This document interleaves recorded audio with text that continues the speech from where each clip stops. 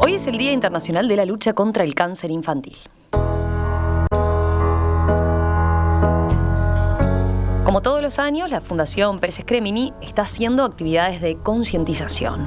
Pero la edición 2021 coincide también con un paso que está dando esta fundación, que es que amplía su cobertura y pasa ahora también a atender a pacientes adolescentes.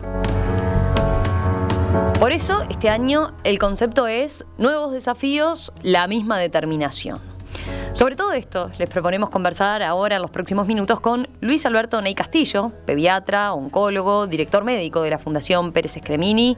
¿Qué tal? Buen día, doctor Ney Castillo. ¿Cómo le va? ¿Cómo anda? Muy buen día. Muy bien. ¿Y ustedes? Muy bien. Bueno, acá, a ver, empecemos hablando de la Fundación Pérez Scremini en sí, porque hemos conversado sobre la Fundación en múltiples oportunidades, pero me parece que vale la pena recordar que trabaja por la cura del cáncer infantil, que funciona en el Pereira Rosell, tiene a su cargo el servicio hemato-oncológico pediátrico del Hospital Pereira Rosell. ¿Qué más agregaría como dato importante, como dato fundamental? Y bueno, creo que ha sido determinante la Fundación desde su creación para el gran impacto que ha tenido el país en lo más importante de todo, que es mejorar sustancialmente las tasas de curación que históricamente teníamos a las que tenemos ahora, y fundamentalmente basado en la atención más dirigida a aquella población infantil más vulnerable, ya sea por sus aspectos sociales, educativos, económicos, lo que realmente creemos que el impacto más importante de todo. Sí, recordemos algunos de los servicios, ¿no? Ahí, yo decía, tienen a cargo el servicio hemato-oncológico pediátrico. ¿Trabajan cerca de 130, 140 médicos y personas en general encargados de la atención de estos niños? Que creo que hay un total de 150 empleados que tiene la Fundación hoy, la gran mayoría de los cuales, diría, sacando 5 o 6 que hacen trabajo administrativo, el resto está todo dedicado específicamente al desarrollo médico y psicosocial de apoyo a los chicos, ¿no? Ahí está, eso usted ponía ese énfasis, atención psicosocial, ¿no? Porque los tratamientos, en este caso, obviamente por tratarse de los más chiquitos, estos valientes, como ustedes le llaman en la fundación, obviamente tienen que tener justamente esa otra pata, ¿no? No solo un tema de salud física y biológica, sino también emocional y una contención particular por el tipo de tratamiento y por el tipo de enfermedad que están padeciendo, ¿no? Bueno, así es. Nosotros hace bastante tiempo definimos que el tratamiento del cáncer infantil tiene 2 vertientes. Obviamente una que es muy importante, que es, digamos, la piedra angular, que es la científico-médica, pero una segunda que tratamos de no descuidar, que tiene un gran componente emocional, que es te diría una de las diferencias más importantes que tiene con otras especialidades, fundamentalmente porque esos componentes ambos no son en estado agudo, digamos, de un día para otro el manejo, sino que es un manejo casi constante de las problemáticas que uno en el servicio se encuentra, que obviamente están descritas, son bien conocidas, pero son muy variables dependiendo de cada circunstancia, de cada familia, de la edad del chico, de la composición de la familia, y bueno, existe también todo un componente de lo que decimos las malas noticias, que a veces obviamente suceden, que conforman todo un mundo que va mucho más allá de lo estrictamente científico. Por supuesto.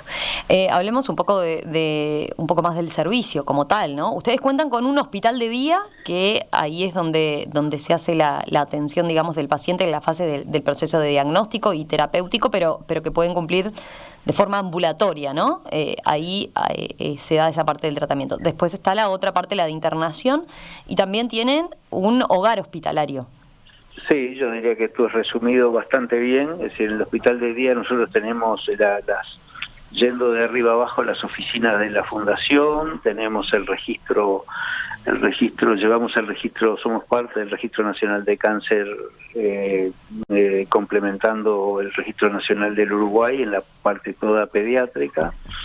Después en el piso primero es fundamentalmente donde se hacen las atenciones que tratamos de que sean las máximas posibles, que eviten la internación de los chicos, y todas las atenciones que se puedan hacer entre las 7 de la mañana y las 6 de la tarde para evitar una internación se hacen en ese horario. Uh-huh. Y bueno, y tenemos una parte para nosotros angular también, que es el laboratorio especializado en hematología y en un laboratorio de reciente creación que es de biología molecular, que le hemos dado un desarrollo muy importante porque consideramos que es el futuro de la oncología, no solo la oncología infantil, sino también de la oncología del adulto, que nosotros la focalizamos especialmente en la parte infantil pediátrica, ¿no? Claro. Y bueno, después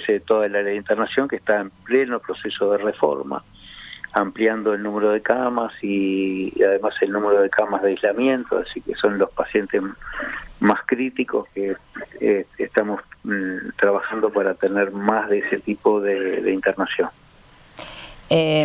Un apunte, no mencionamos, ¿no? ¿Cuántos niños atiende por año, más o menos, la fundación aproximadamente?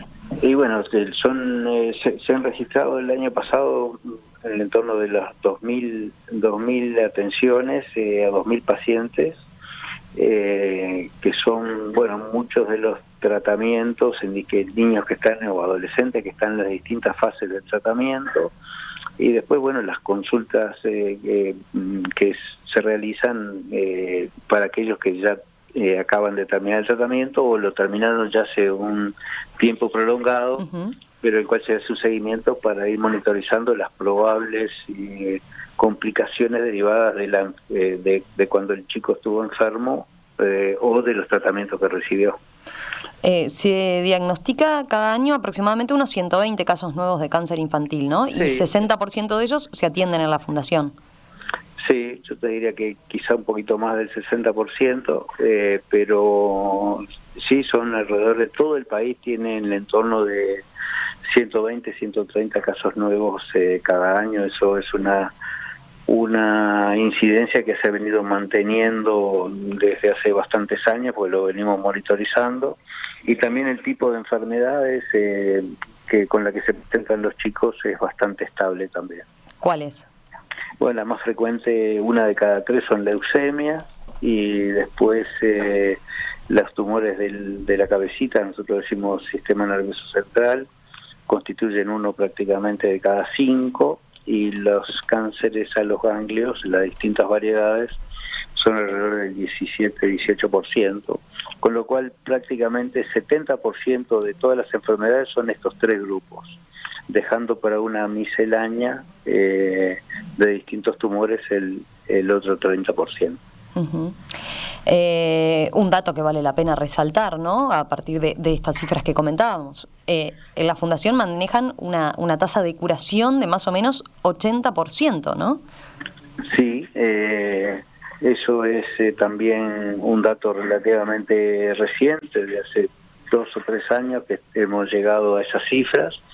Obviamente eso por un lado genera satisfacción, por otro lado genera la ansiedad de que, bueno, arrancamos por un 50-55%, hoy estamos en el 80%, y que tenemos que generar la expectativa y el anhelo de ese número reducirlo más, porque, bueno, mientras haya un chico que todavía fallece por enfermedad, es motivo suficiente para seguir dando la lucha, ¿no? Y claro, tenemos un 20% que todavía es un camino para recorrer. Pero le iba a preguntar sobre eso, este 80% que se cura efectivamente una vez que es diagnosticado con algún tipo de cáncer, ¿qué nos dice de cómo estamos como país? ¿Cómo está Uruguay en el trabajo con el cáncer infantil si nos comparamos con otros países o con lo que es lo más destacado, lo mejor en cuanto a tratamientos, digamos, del cáncer infantil?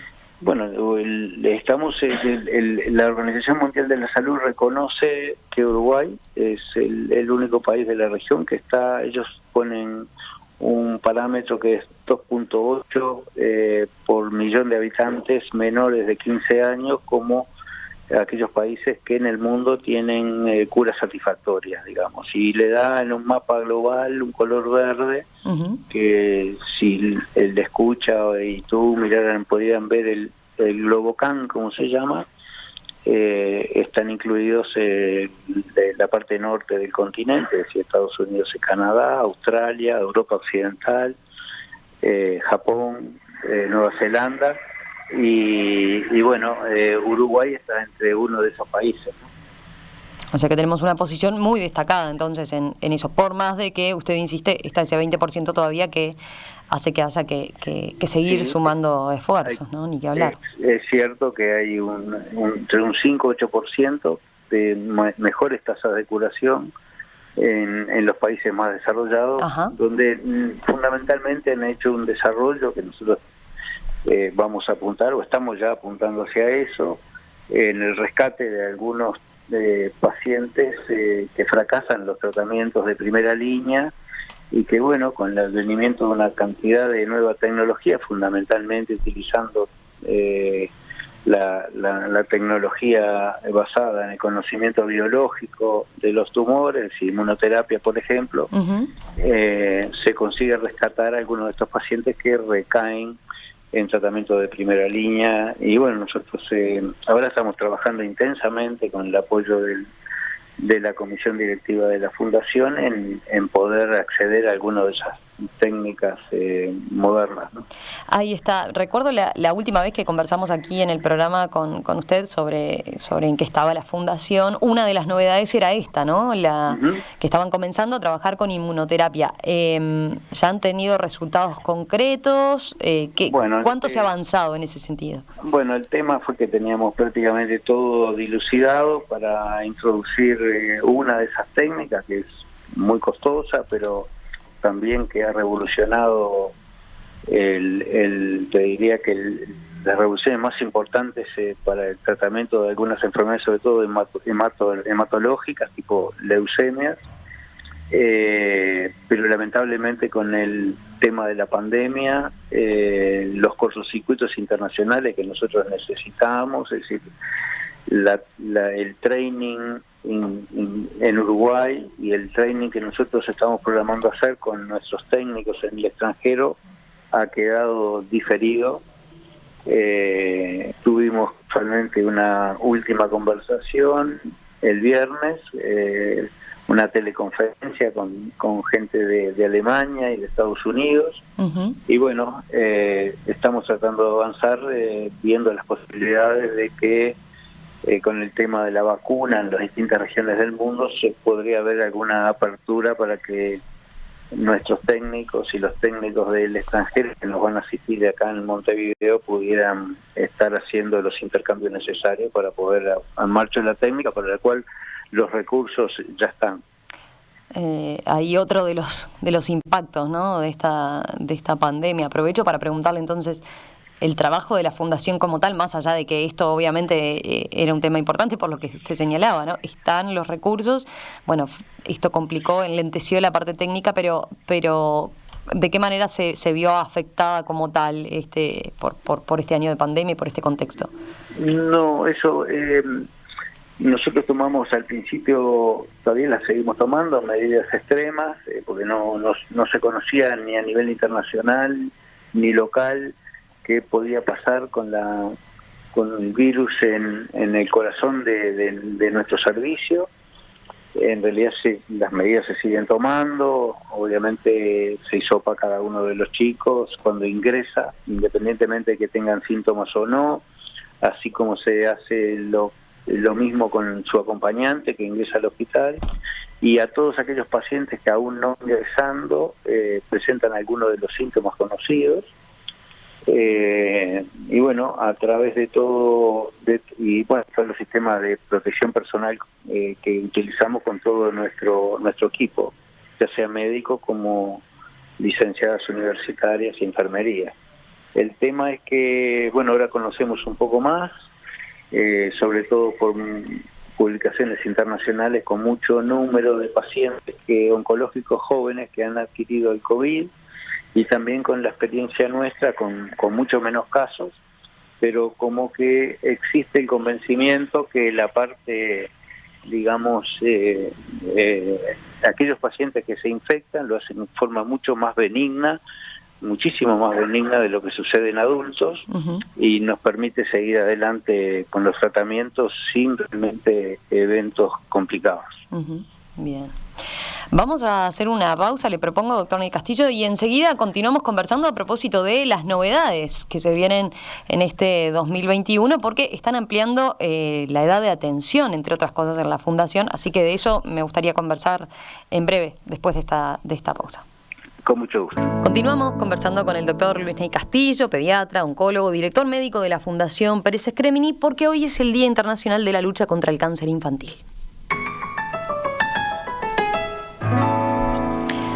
Doctor Ney Castillo, quería hablar ahora de esta novedad, ¿no?, que ustedes han anunciado y en la que han puesto énfasis a partir del año pasado, sobre fines del año pasado, concretamente desde el Ministerio de Salud Pública se aprobó la ampliación de la atención hasta los 18 años en la Fundación, y por eso este año el concepto para conmemorar este Día Internacional de la Lucha contra el Cáncer Infantil es Nuevos Desafíos, la misma determinación. ¿Qué implica para la Fundación este paso? Bueno, creo que es un paso más que relevante, porque existe históricamente, y no solo en Uruguay, prácticamente ha existido en muchos países del mundo, te diría que incluso en los más desarrollados, una gran disparidad en el manejo del cáncer, ya sea en los adolescentes grandes como en los adultos jóvenes. Es decir, que el cáncer es una enfermedad cuya frecuencia es notoriamente superior, en las edades más avanzadas de la vida. Se considera que es una enfermedad crónica que acompaña el envejecimiento del organismo.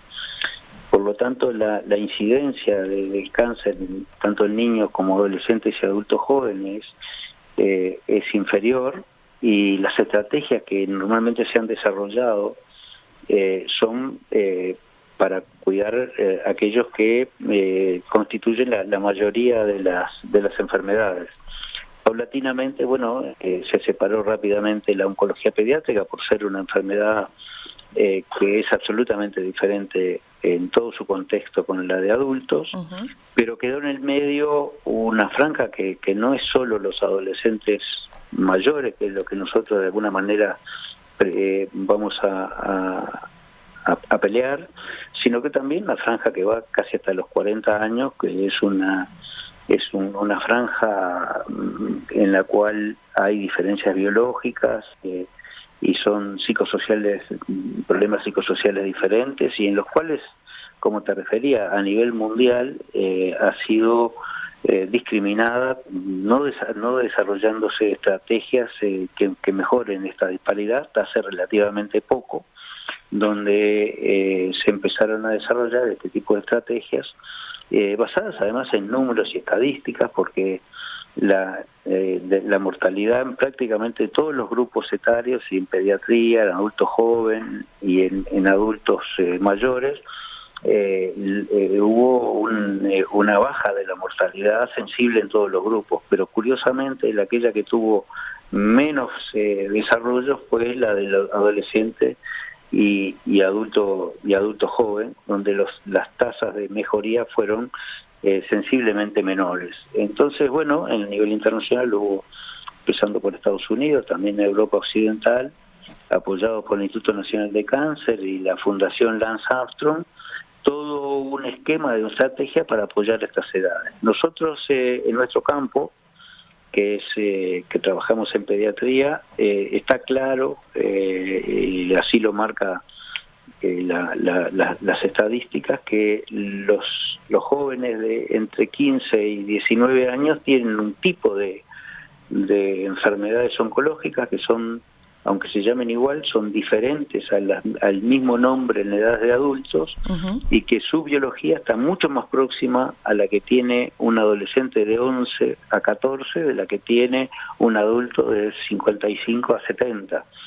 Por lo tanto, no solo las enfermedades biológicamente ameritan que sean tratados en un centro pediátrico, como así sucede en casi todo el mundo, sino que además las distintas características que tiene un adolescente mayor que merecen un lugar específico para su atención.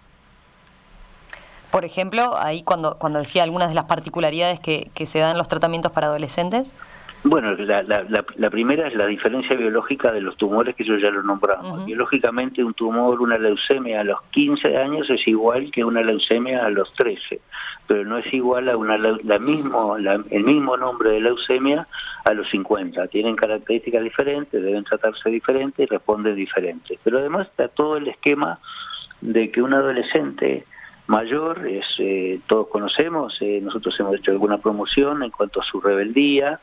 Es una etapa de la vida en que se abre una cantidad de proyectos, ya sea educativos, la incorporación a las fuentes laborales, empiezan las relaciones sociales, sexuales, los temas de fertilidad, en fin, una cantidad de distintas circunstancias que están íntimamente mezcladas con esta edad, que requieren un apoyo adicional y diferente del que requieren los adultos mayores o los que donde tradicionalmente se vienen tratando estos jóvenes, o también los propios niños chicos. Es decir, que nosotros estamos preparándonos para eso. Ya de hecho hay cantidad de datos y de jóvenes que ya se están atendiendo, pero esperamos tomar ese desafío en su totalidad, y hacer un impacto no solo en las tasas de curación, sino también del apoyo que estos chicos a esta edad tan especial merecen.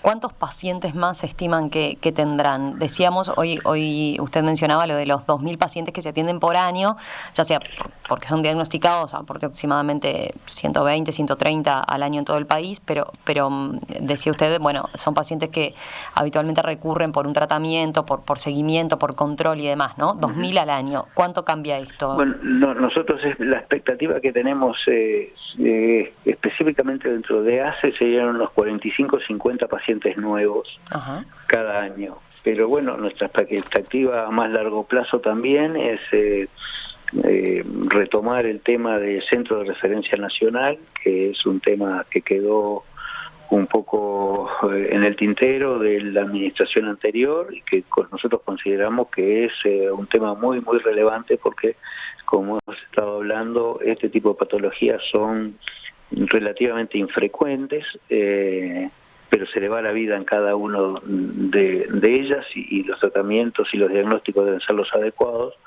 y por ser infrecuentes en casi todos los países del mundo se han desarrollado centros de referencia nacional para poder hacer el tratamiento cabal de ellos. Así que y la Fundación apunta a ser eso, poder ser un centro de referencia. ¿Qué es lo que cambiaría respecto a lo que es hoy en día o cómo funciona hoy en día? Y bueno, hoy, como tú dijiste al comienzo, estaríamos en un 65% prácticamente de todos los chicos con enfermedades oncológicas que atienden en la Fundación. Nosotros aspiramos que en el futuro, digamos, 2, 3, 4 años podamos atender el 100% de los chicos que se atienden, que tienen el diagnóstico de una enfermedad maligna.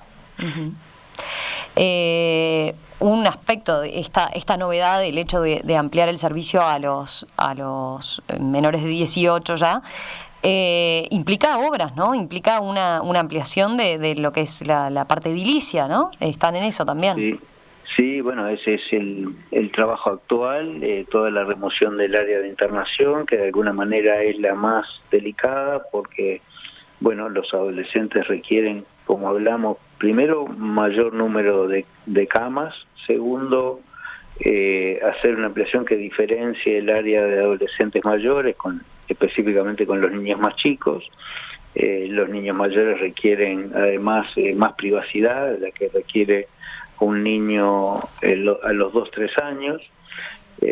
también considerando las cuestiones de género, es decir, que teniendo en cuenta todos esos detalles es que ya hace unos cuantos meses que se está reciclando y readaptando la unidad de internación a estas necesidades. Bien. Un aspecto que no comentamos, pero vale la pena resaltar, ¿no? La Fundación tiene un aporte importante de sus finanzas en lo que vierte hace, ¿verdad? Pero necesita del apoyo de toda la sociedad. Bueno, eso es un tema, digamos que el tema crucial. Es fundamental el apoyo de ACE, que aporta algo así como el 45% de todo nuestro presupuesto, pero el 55% proviene ya sea de donaciones de empresas o donaciones privadas, y en general la comunidad, que ha sido, yo digo, más que generosa, y de cual no me canso de agradecer, y también de que la Fundación ha tenido la capacidad de transparentar todos esos esfuerzos que hace la comunidad, y se hace auditándola como corresponde, con auditores internacionales, y además con la capacidad de mostrar resultados, que al final del camino es lo más importante. Le iba a preguntar particularmente por la jornada de hoy, pero en realidad vienen llevando a cabo distintas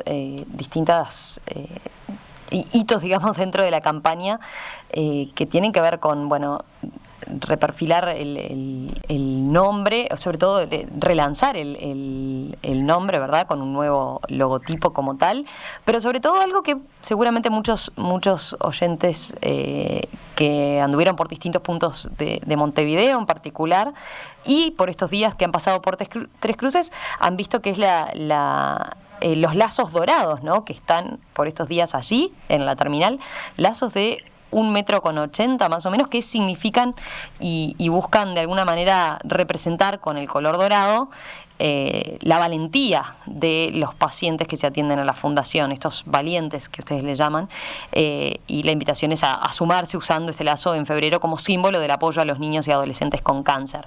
¿Qué podemos contar de esta campaña en particular que están lanzando? Bueno, ha sido, creo que, una campaña bien diferente. Me consta que además un poco basada en las dificultades que tenemos por la época que vivimos, de evitar juntarnos o hacer tipo de manifestaciones que signifiquen algún riesgo para la población en este momento. En realidad es una muestra itinerante de esos lazos dorados, algunos de ellos adornados por artistas conocidos, y también por algunos de nuestros chicos, y bueno, y toda esa simbología dorada que no solo es en Montevideo, que es la que vemos corrientemente, pero nosotros que estamos en contacto con casi todas nuestras representaciones en todo el país, es un orgullo ver cómo se ha diseminado toda esta movida concientizadora, no solo en el ámbito metropolitano, sino excediéndolo. Y bueno, y esto es lo que de alguna manera aprovechamos esta jornada para seguir concientizando, seguir creciendo y seguir apoyando a esta obra que no termina, porque queda mucho camino por hacer, ¿no? Ni que hablar. Bueno, para los oyentes, a ver, yo decía, hasta mañana concretamente la exhibición, la muestra de los lazos está en Tres Cruces, en la terminal del shopping, y del 17 al 19 la exposición se completa en el frente de la Pérez Scremini, y después empieza la recorrida por los diferentes puntos entonces del país.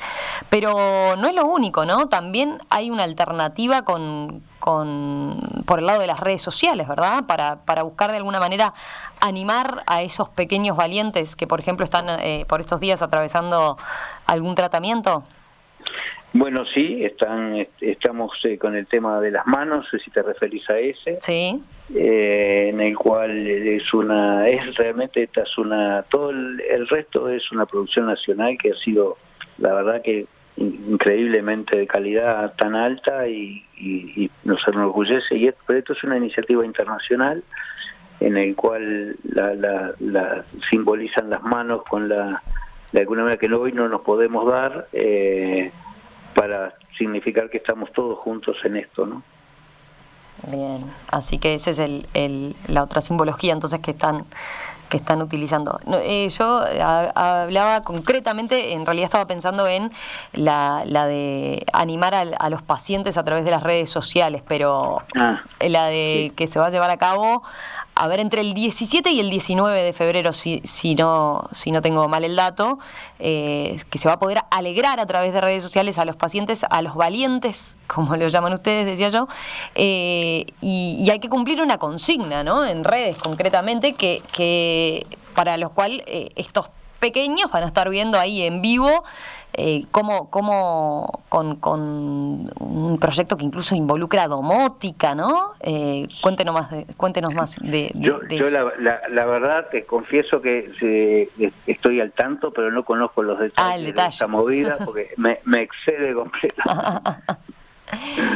Bien, bueno, el 17 entonces voy a contarles los detalles cuando la veamos ahí en acción, sobre todo, ¿no? Porque me genera mucha curiosidad eso de cómo poder estar en contacto con ellos y a partir de compartir una consigna en las redes sociales para activar, decía, en tiempo real distintas sorpresas. Así por lo menos es como se está anunciando: globos, burbujas, piñatas, chupetines, sonidos graciosos, en fin.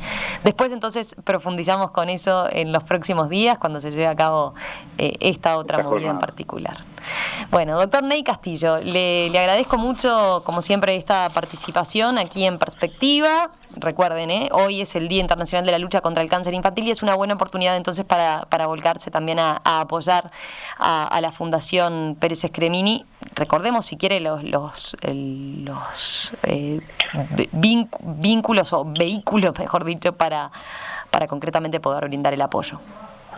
Seguramente tú tenés el número que yo no lo tengo en la cabeza.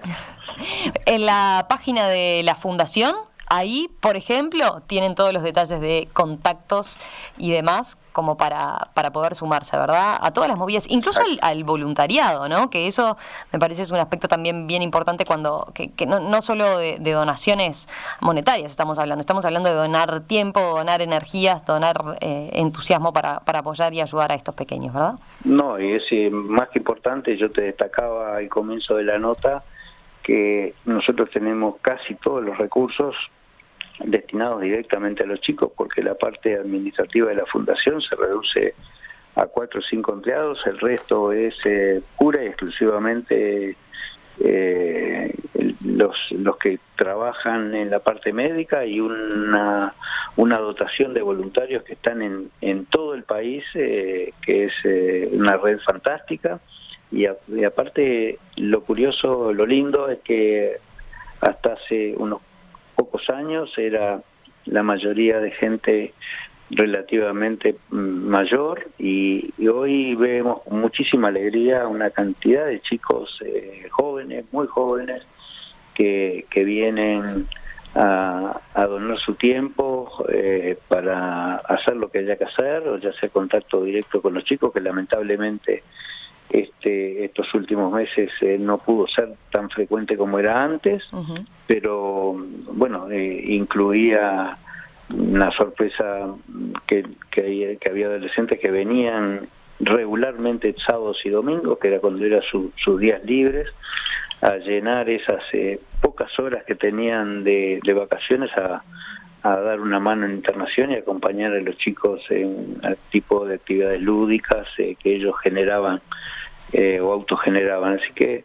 la verdad que en ese sentido la comunidad es fantástica y es bueno ver que la participación de tantos jóvenes en esta actividad. Si quieren sumarse entonces ahí al voluntariado, entren a la página de la Fundación, que es perezscremini.org, y encontré el número de las donaciones, 2705-2649, interno 132. Doctor Ney Castillo, muchas gracias. No, estoy muy agradecido y realmente fue una nota muy extensa, en calidad, y te agradezco mucho por permitir concientizar los aspectos de las estrategias que estamos llevando a cabo para cumplir con nuestra obra de tanto tiempo. Que pase muy bien, gracias. Gracias a ti.